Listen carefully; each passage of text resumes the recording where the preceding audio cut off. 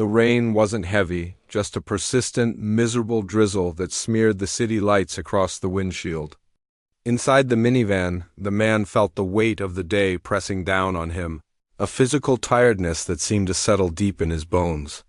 It was the kind of exhaustion that a good night's sleep couldn't fix, the kind that came from 1,000 small decisions, a dozen minor crises at the office, and the constant, low-level hum of responsibility that had become the soundtrack to his life. All he wanted was to be home. He could almost picture it, the warm, yellow light of the kitchen, the sound of cartoons playing softly in the living room, the smell of whatever his wife had managed to put together for dinner. He thought of his 2 kids, their faces lighting up when he walked in, their inevitable demands for a story or a glass of water, a series of small, wonderful interruptions that he wouldn't trade for anything. That image was the fuel that kept him going on nights like this. He glanced at the gas gauge. The needle was hovering just above the empty line, a silent, urgent warning. He sighed, a soft sound lost in the quiet hum of the engine. One more stop. That's all it would take. He signaled and eased the van off the main road, pulling into the bright, almost sterile glow of a 24-hour gas station. It was one of those modern, impersonal places, all gleaming metal and bright white light that felt harsh against the dark, wet sky.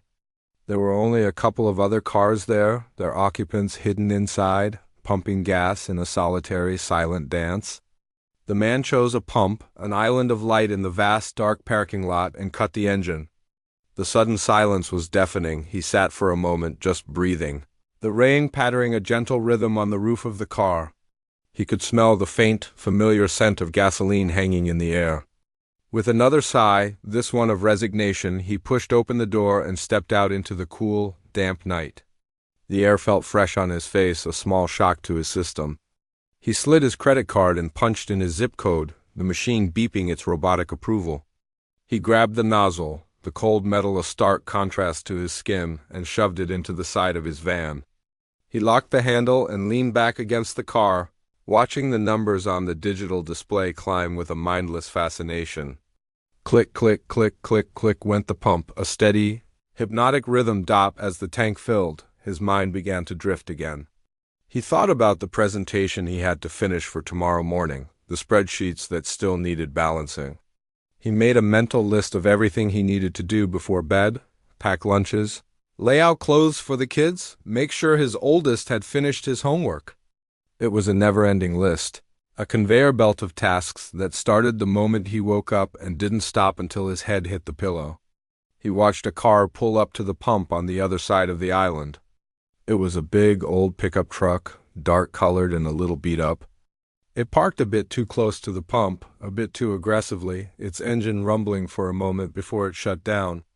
The man didn't pay it much mind. He was too lost in his own world of fatigue and responsibility. He just wanted his gas, his coffee, and the road that would lead him home. The pump clicked off, the sudden silence pulling him from his thoughts. He replaced the nozzle, the metallic clang echoing in the quiet night. He screwed the gas cap back on, his movements slow and deliberate. He decided he'd grab a coffee for the last leg of his drive. He needed a little something to keep his eyes open.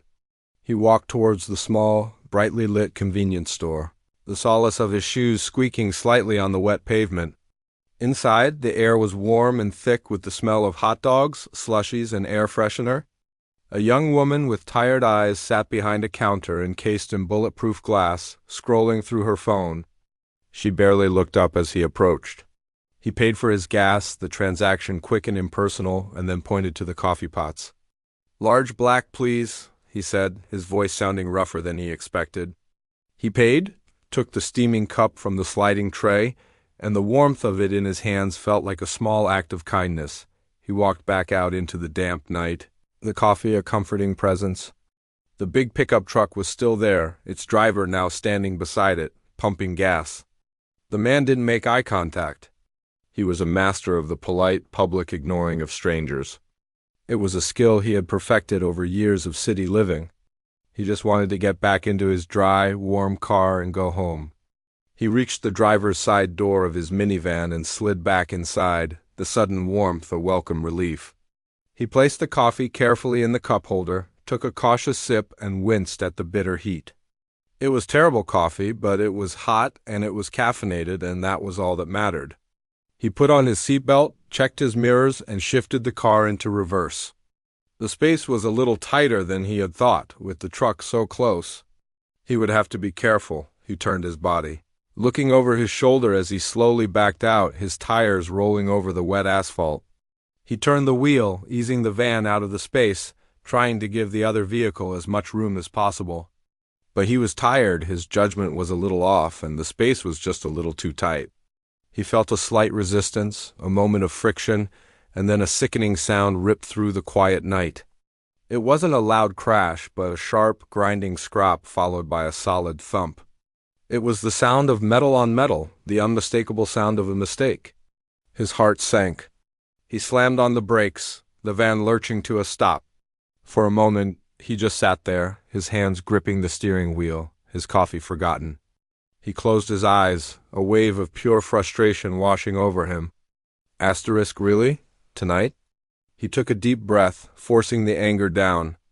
It was just an accident. It happens. He put the car in park and killed the engine. He knew what he had to do. Get out, be polite, exchange insurance information, and deal with the hassle tomorrow. He unbuckled his seatbelt, the sound loud in the sudden silence. He took one last, steadying breath and pushed open the door, ready to face the music. He pushed the door open, the sound of the latch echoing in the damp quiet of the gas station island. The cold night air hit him immediately, a stark contrast to the warmth he had just left. He could feel a fine mist settling on his hair and the shoulders of his coat. He took a deep breath, the air tasting of rain and gasoline, and prepared himself. It was just a stupid mistake, a minor inconvenience in a long day. He would apologize, they'd exchange details, and he'd be on his way.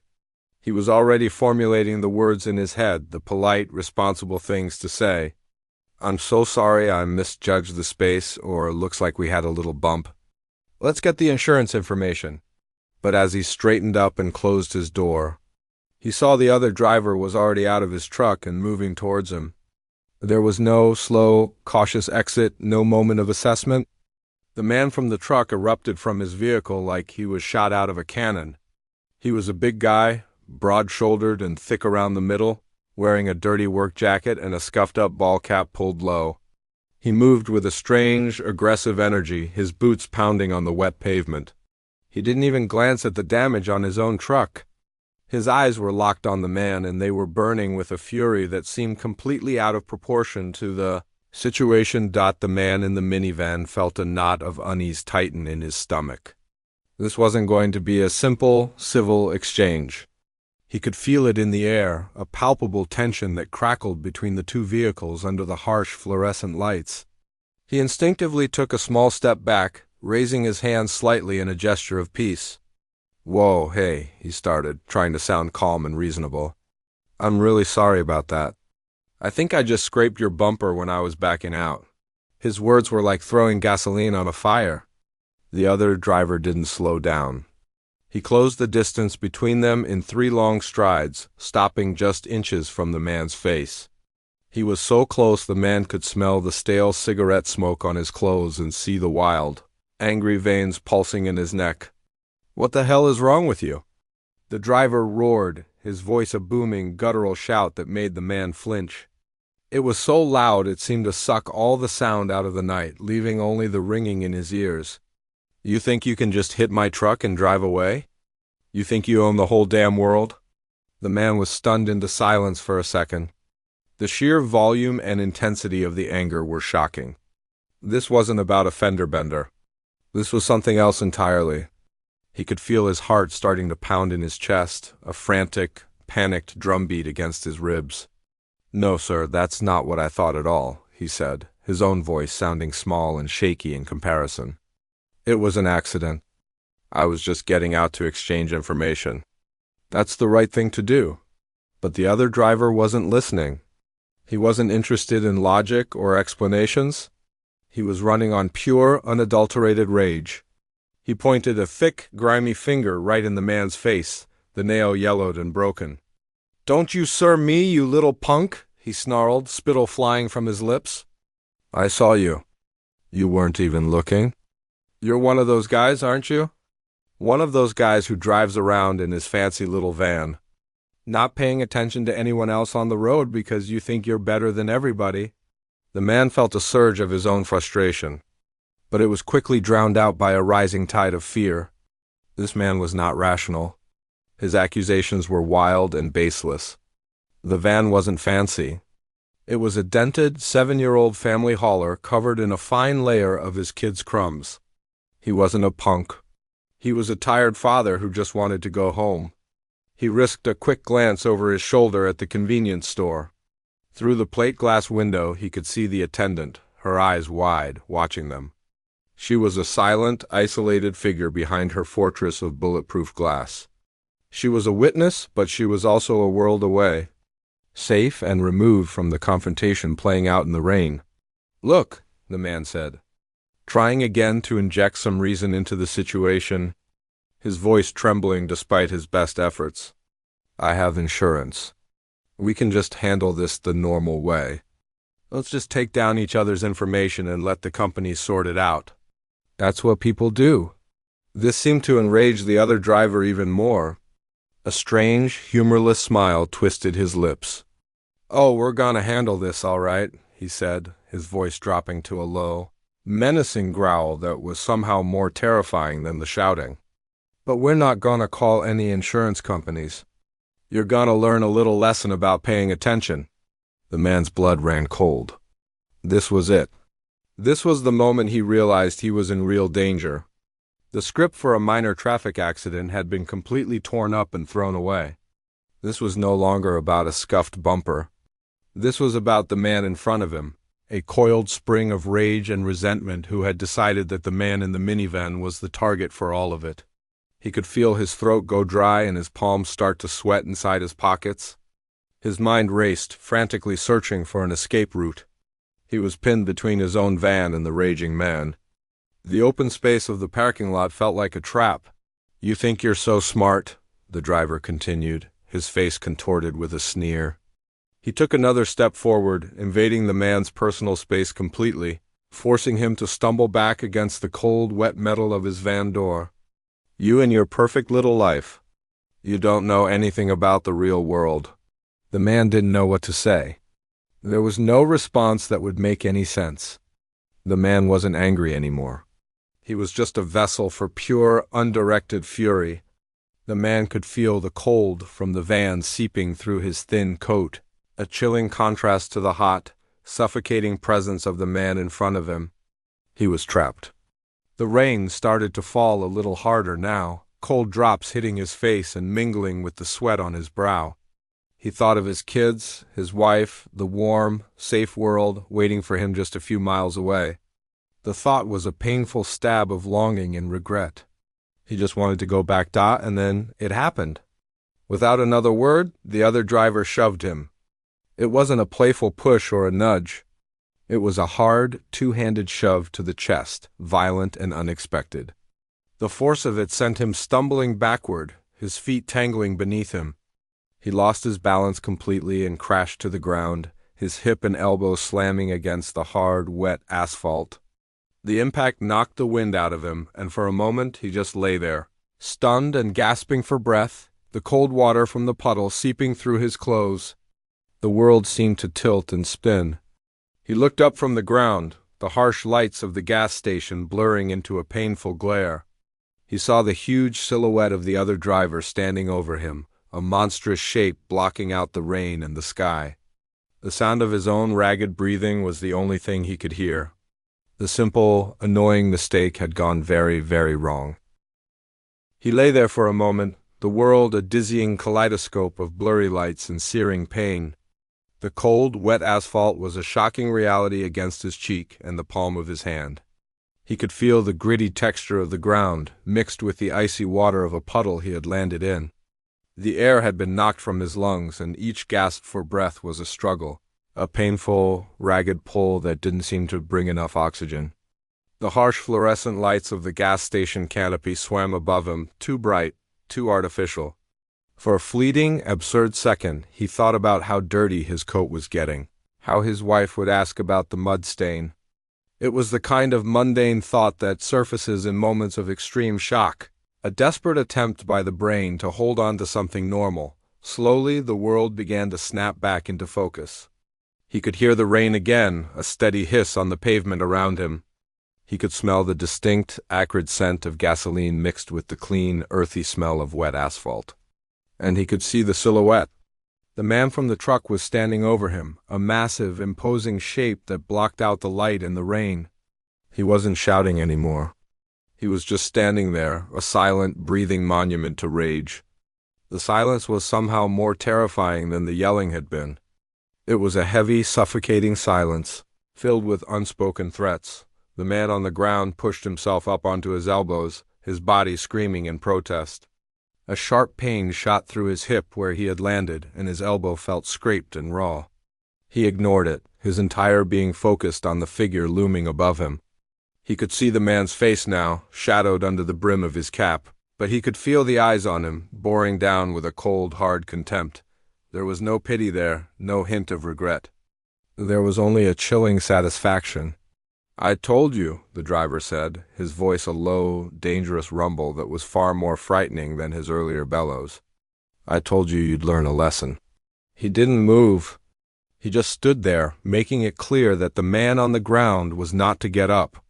It was a display of pure dominance, a power play designed to humiliate and intimidate.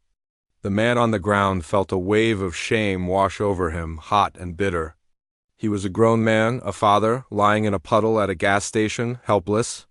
He felt like a child. He watched, his heart hammering against his ribs like a trapped bird as the other man finally moved. He turned slowly and walked back towards his truck. Each step was deliberate, heavy. The man on the ground's mind raced, a frantic whirlwind of fear and confusion. Asterisk, what is he doing? Is he getting a weapon? A tire iron? A crowbar? He pictured the man rummaging behind the driver's seat, pulling out some heavy, greasy piece of metal. The thought sent a jolt of pure, primal terror through him. He knew, with a certainty that chilled him to the bone, that he couldn't let that happen. He couldn't just lie here and wait for the next blow. With a surge of adrenaline, he scrambled to his feet.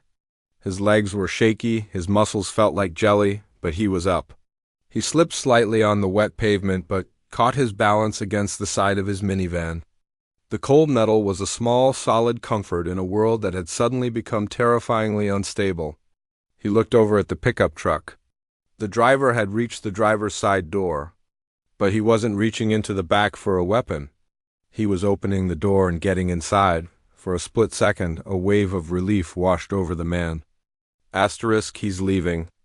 It's over. Asterisk, he was wrong. The man didn't drive away. He sat in the driver's seat for a moment, a dark, shadowy figure behind the wheel. And then the engine roared to life. It wasn't a normal start. It was a violent, aggressive rev of the engine, a guttural snarl that echoed through the quiet night. The sound was a declaration of power, a mechanical threat that vibrated through the solace of the man's feet and up into his bones. He watched, frozen in place as the headlights of the truck flared on, cutting through the rain and the darkness like two bright, angry eyes. The truck lurched forward, not away, but directly into his path. It moved with a deliberate, grinding slowness, stopping with a final, heavy thump directly in front of the minivan, blocking it completely. There was no way out. He was trapped. The gas station, which had been a simple, impersonal stop on his way home, had become a cage. The pickup truck was the steel bars. The man stood there, utterly stunned, his mind struggling to process the new reality of his situation. This wasn't a road rage incident anymore. This was something else. This was a deliberate act of imprisonment. He looked at the truck, then at his own van, then at the dark, empty road beyond the gas station's perimeter. There was nowhere to go. He could try to run on foot, but where would he go? Into the dark, rainy night? And leave his kids' car seats, his laptop, his whole life, sitting in the van? He felt a wave of panic so intense it made him feel dizzy. He was completely at this man's mercy. He knew he had to do something. Standing here, frozen in the open, was not an option. He fumbled in his pocket, his cold, trembling fingers struggling to get a grip on his phone. His hands were slick with rain and sweat. Finally, his fingers closed around the smooth, cold rectangle of his phone. He pulled it out, his heart pounding with a desperate hope. Please, please let the battery be okay. Please let there be a signal. The screen lit up, a small, bright beacon in the overwhelming darkness. He had never been so grateful to see the familiar icons on his home screen. His thumb shook so badly he almost couldn't swipe it open. He jabbed at the phone app, his eyes darting between the screen and the dark silhouette of the truck driver, watching him in the rearview mirror. He didn't have to look up the number. 911 was burned into his memory.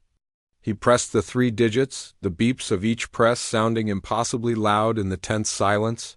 He brought the phone to his ear, his whole body tensed as he listened to it ring. Once, twice, a third time. Come on, pick up!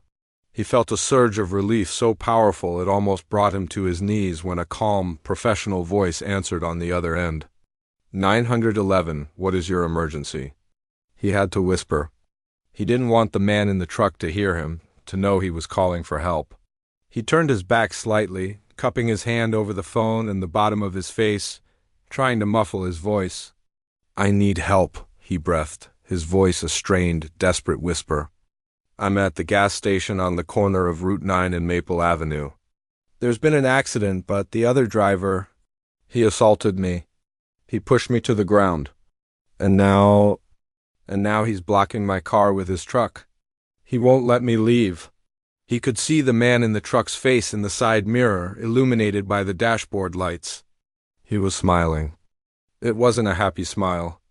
It was a cruel, smug smirk, the look of a man who knew he was in control and was enjoying every second of it. He knew the man on the phone was calling for help, and he didn't care. He was waiting. Sir, are you injured? The dispatcher's voice asked, calm and steady. I think I'm okay. Just scraped up.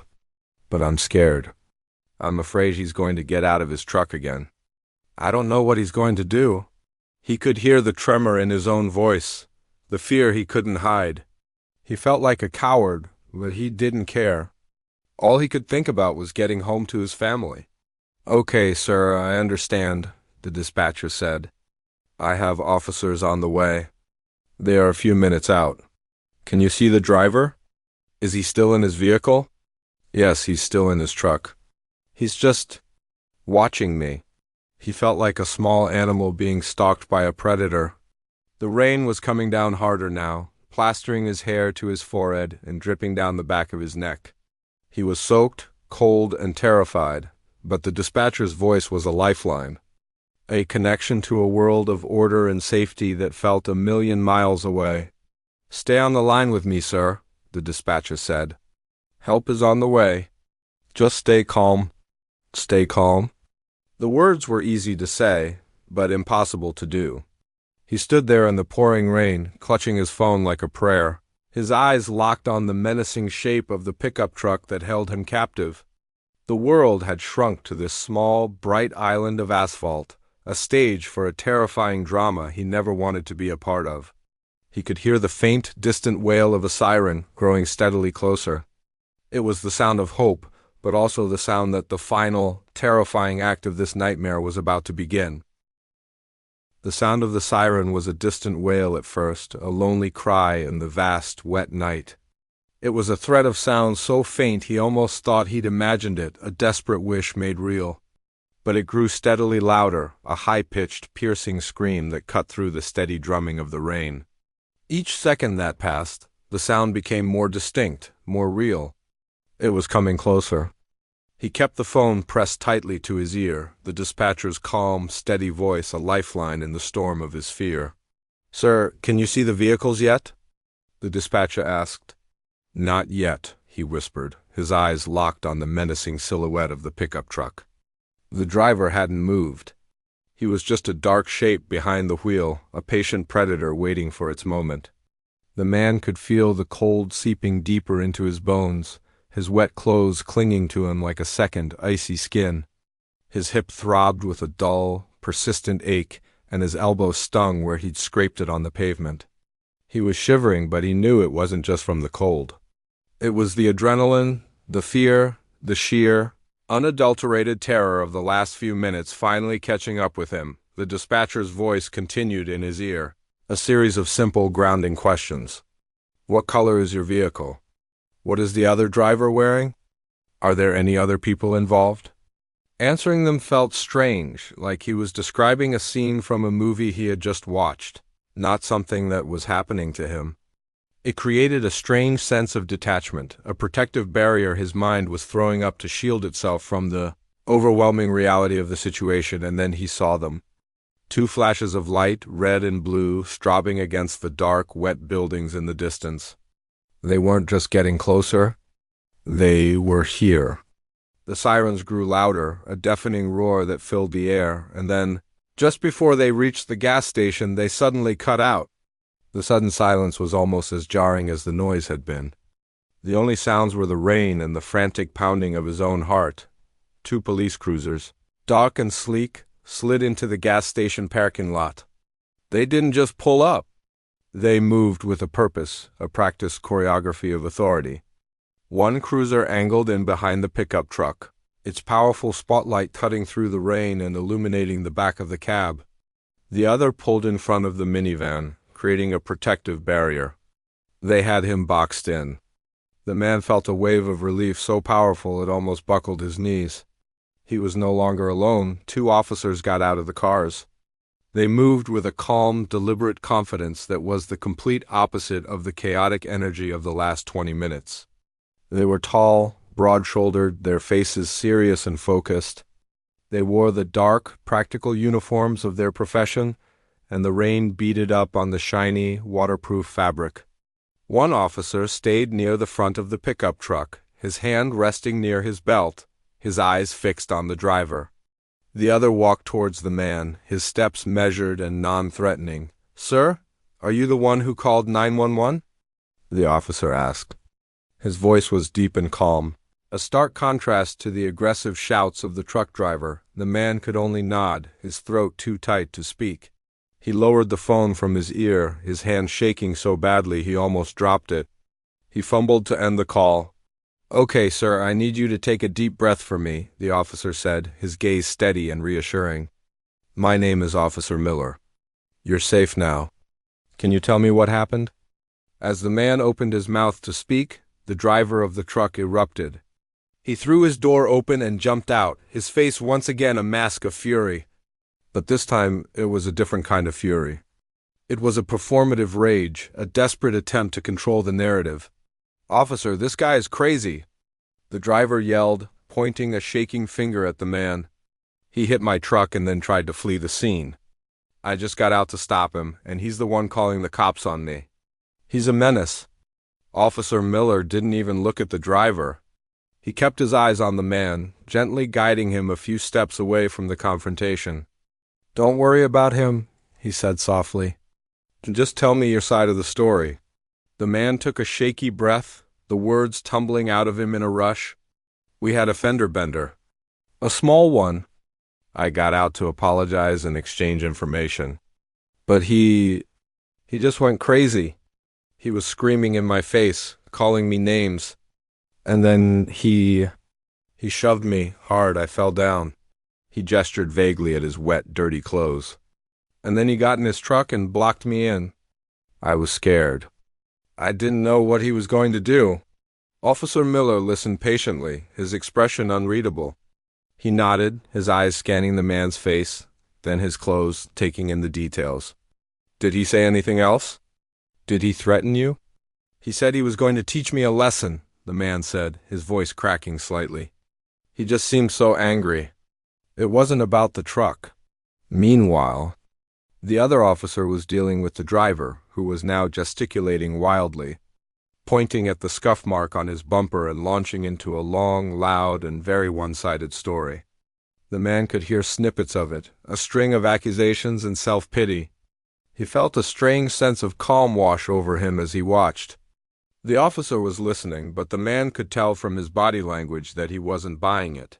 He was just letting the driver run out of steam, Officer Miller turned to his partner and gave a slight, almost imperceptible nod. The other officer then walked towards the convenience store. Leaving the driver standing alone by his truck, his monologue suddenly cut short. The man watched as the officer spoke with the young attendant through the bulletproof glass. He saw her point, her face looking nervous but determined. She was telling them what she saw. She was the witness. The man stood in the rain with Officer Miller, the silence between them stretching out. It wasn't an awkward silence. It was a peaceful one. The officer asked him for his driver's license and registration, and the man fumbled for his wallet, his fingers still clumsy and cold. The simple act of a normal bureaucratic procedure felt incredibly comforting. It was a sign that the world was returning to its normal, orderly state. After a few minutes, the other officer came back out of the store. He walked directly to Officer Miller, and they spoke in low, hushed tones for a moment. The man couldn't hear what they were saying, but he could see the change in their demeanor. The professional neutrality was replaced by a firm, decisive certainty. They had their story. They had the truth. The two officers turned and walked towards the driver of the truck. The man saw the driver's posture change, his aggressive swagger deflating like a punctured balloon. He seemed to shrink, his shoulders slumping as the officers closed in on him. He started to say something, to protest, but it was too late. One of the officers said something to him, his voice low and firm. The driver put his hands up in a gesture of surrender.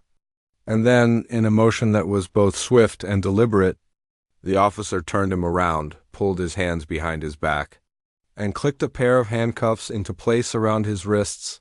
The sound of the handcuffs ratcheting shut was the loudest, clearest sound the man had heard all night. It was the sound of an ending. It was the sound of safety. He watched as the officer led the driver towards one of the cruisers, his head down, his moment of power and control over. The man let out a breath he didn't even realize he'd been holding. It came out as a long, shuddering sigh, a release of all the fear and tension he had been carrying. The rain was still falling, but it didn't feel cold anymore. It just felt like rain.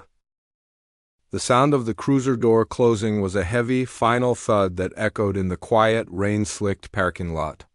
The man watched as the police car drove away, its red and blue lights no longer flashing, just a pair of steady red taillights disappearing into the dark, wet night. It was over. The other officer was still there, standing by his own cruiser, making notes on a small pad. The world felt strangely quiet now, the only sounds the hiss of the rain and the gentle hum of the convenience store lights. The man stood there, soaked and shivering, a hollowed-out feeling in his chest. He felt like a shipwrecked survivor who had just been washed ashore. Exhausted and disoriented, Officer Miller walked back over to him, his expression kind but professional. "Sir, we're going to need to get a formal statement from you back at the station. It won't take long, but we need to get everything down on record while it's fresh." He gestured towards his cruiser. "You can ride with me. We'll have someone tow your van from here." The man nodded numbly. He hadn't even thought about his van. The practicalities of life felt like a distant, complicated puzzle he didn't have the energy to solve. He just wanted to go home. "Okay," he said, his voice barely a whisper. Can I just get my things first?" "Of course," the officer said. "Take your time." The man walked back to his minivan, his movements slow and stiff. He opened the driver's side door and saw the coffee cup, still sitting in the cup holder where he had placed it with such mundane care less than an hour ago. It was cold now. He picked it up, and the liquid sloshed against the lid. He looked at it for a moment, then tossed it into a small trash bag he kept in the back seat. It felt like throwing away a piece of a life that no longer existed. He grabbed his laptop bag from the passenger seat and his phone from the dashboard where he had left it. As he turned to leave, he glanced towards the convenience store. The young attendant was standing by the window, looking out at him. He gave her a small, grateful nod. She nodded back, a look of shared understanding passing between them. She had seen it all. She was the silent witness who had told the truth. The ride to the police station was a blur. The officer was kind, asking him simple questions to keep him talking, but the man's answers were short and disjointed. He was still replaying the events in his mind, the shouting, the shove, the feeling of being trapped. He kept seeing the man's face twisted with rage. He stared out the window at the passing city lights, but they didn't register. He was lost in a fog of shock and exhaustion. At the station, he was led into a small, sterile room with a table and 2 chairs. An officer, a woman with a calm and patient demeanor, took his statement. She asked him to recount the story from the beginning, and he did, his voice slowly gaining strength as he spoke. Telling the story, putting it into a neat, linear sequence of events, helped to separate it from the chaotic terror he had felt. It was like he was describing something that had happened to someone else. When he was finished, she thanked him for his cooperation and told him the other driver was being charged with simple assault and making terroristic threats.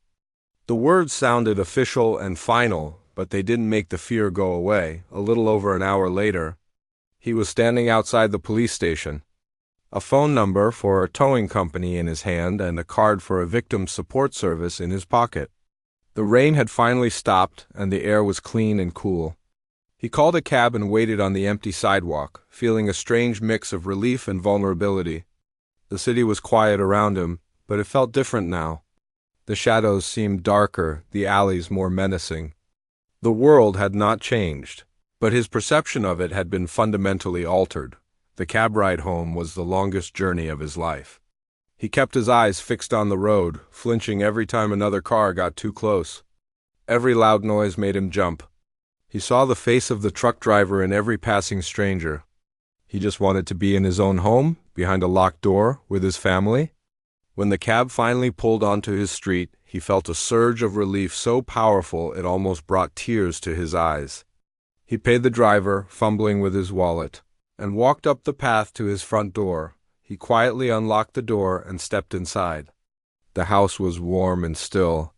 The soft glow of a nightlight illuminated the hallway. He could hear the gentle, rhythmic breathing of his children from their rooms. He took off his wet shoes and coat, his movements slow and deliberate, trying not to make a sound. He walked into the living room and saw his wife asleep on the couch, a book open on her chest, the TV on mute. She must have waited up for him.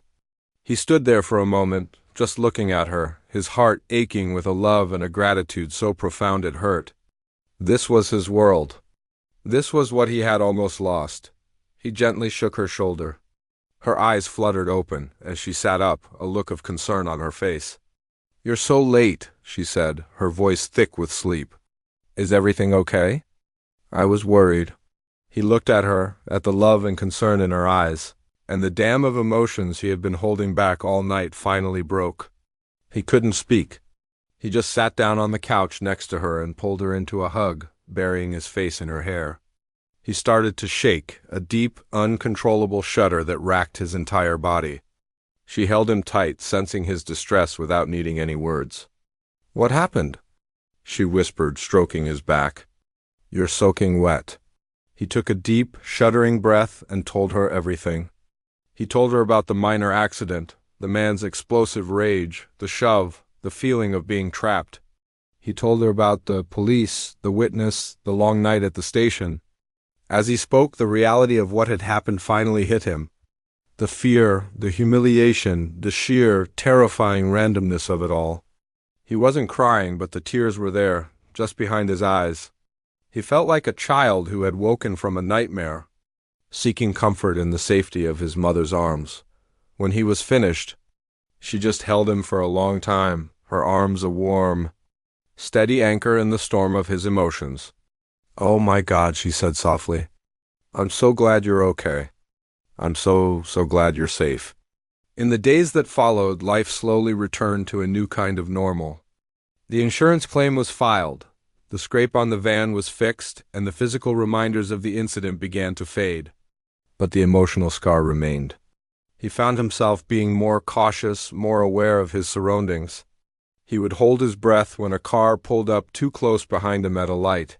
He avoided the gas station where it happened, taking a longer route to work just to bypass it. Loud, angry voices on the street made his heart race. The world, which had once seemed so predictable and safe, now felt full of potential dangers. One afternoon, a few weeks later, He was in the backyard with his kids. They were playing with a bright red ball, their laughter filling the air. The sun was warm on his face and the grass was soft beneath his feet. His son threw the ball a little too hard and it bounced past him, rolling towards the street. Without thinking, he ran after it, his heart pounding in his chest. He stopped at the edge of the lawn, the ball just a few feet from the curb. A car drove by, its engine a low rumble. He froze, his body tensing, a flash of the truck driver's angry face flashing in his mind. He stood there for a moment, breathing deeply, forcing the memory away. His daughter came up beside him and took his hand. "Are you okay, Daddy?" she asked, her small hand warm in his. He looked down at her innocent, trusting face, and the fear slowly melted away, replaced by a wave of overwhelming love. He squeezed her hand and smiled. "I'm okay, sweetie," he said. "I'm more than okay." He knew the memory of that night would never completely disappear. It was a part of his story now, a dark thread woven into the fabric of his life. But it was also a reminder of how quickly things can go wrong, how fragile safety can be, and how precious the simple, beautiful moments of a normal life truly are. He picked up the ball and tossed it back to his son, the feeling of the sun on his skin and the sound of his children's laughter, a powerful antidote to the memory of the cold, rainy night. He was home. He was safe. And that was everything.